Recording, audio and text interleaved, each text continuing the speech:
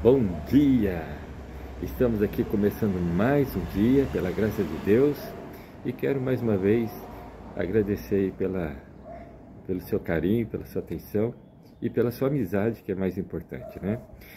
Semana passada nós estudamos e gravamos aqui um vídeo, né, da bem-aventurança, onde nós falamos sobre bem-aventurados os pobres, porque deles é o reino dos céus. No sentido de pobreza espiritual, é o reconhecimento que temos da necessidade de reconhecer que Deus deve ser o supremo na nossa vida, que toda honra, toda glória deve ser dirigida a Ele, né? Pois bem, ser pobre de espírito é reconhecer a nossa dependência de Deus. Hoje nós vamos falar um pouco sobre bem-aventurados que choram, porque serão consolados. Mateus capítulo 5, verso 4.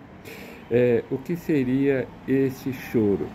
A palavra de Deus diz, querido, que o choro, o pranto, aqui representa a tristeza de coração pelo pecado.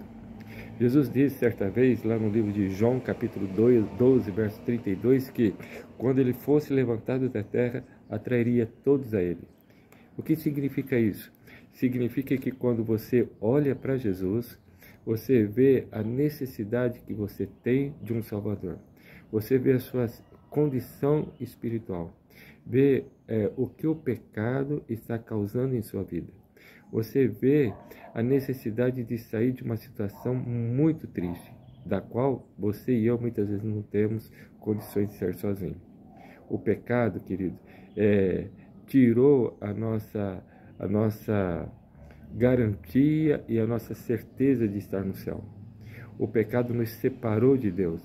E hoje, devido a essa separação do homem com Deus, nós vivemos uma vida de tristeza, de amargura, uma vida de culpa.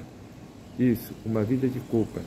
E quando nós reconhecemos, quando nós olhamos para Jesus e vimos a perfeição que Ele é e o estado que nós encontramos, nós choramos.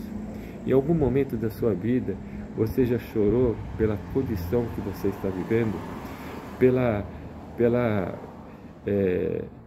pela culpa que você carrega, pela tristeza que você vive diante de tantas culpas que você praticou e da qual hoje você se arrepende? Pois bem, é dessa culpa, é desse pecado que Jesus está falando. Bem-aventurados que choram. Quando você chora, você reconhece que você é um pecador. Você reconhece que você precisa de um Salvador. E aqui está dizendo que quando você chora e você busca Jesus, você então encontra esse Salvador. Gostaria de ler para você aqui alguns trechos desse livro aqui, O Maior Discurso de Cristo. A primeira que eu gostaria de compartilhar com você diz o seguinte, olha.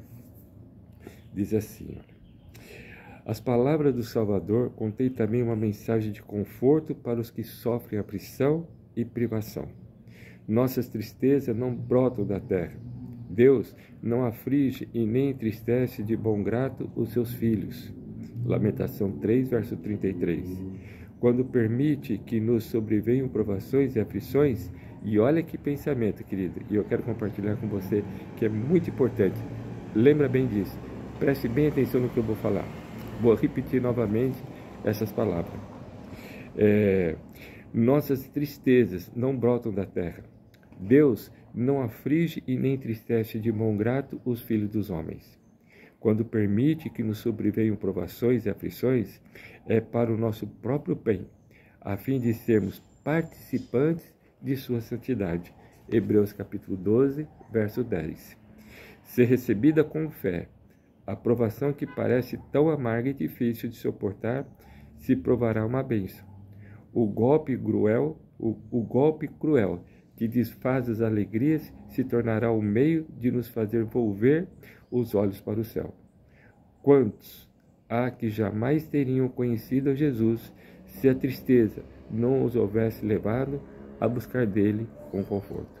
Sim, querido, jamais nós teríamos paz de espírito, uma verdadeira paz, uma verdadeira esperança, se não fosse através das provações, das dificuldades, o reconhecimento de que Jesus está de braços abertos dizendo: vinde a mim, vós que estáis cansados e sobrecarregados, que eu vos aliviarei.